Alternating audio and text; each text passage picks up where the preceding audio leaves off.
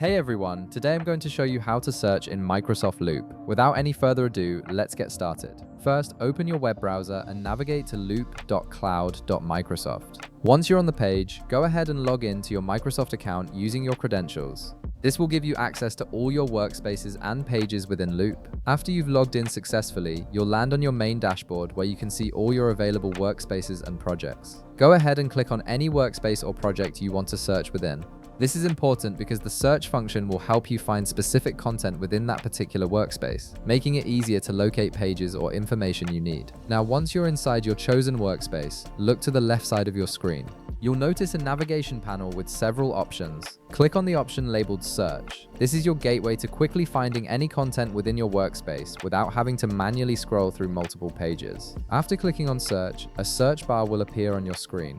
This is where you'll enter your search query to locate the specific content you're looking for.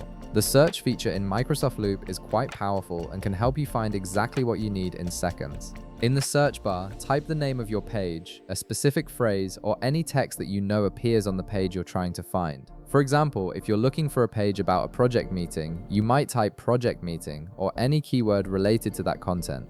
The more specific your search term, the more accurate your results will be. Once you've entered your search query, Microsoft Loop will automatically process it and display the results that match your search criteria. You'll see a list of pages and content that contain the text or phrase you searched for. This makes it incredibly easy to navigate through your workspace, especially if you have multiple pages and documents. From the search results displayed, simply click on the result that matches what you're looking for. This will immediately take you to that specific page or content, saving you time and effort from manually browsing through your entire workspace. And that's it.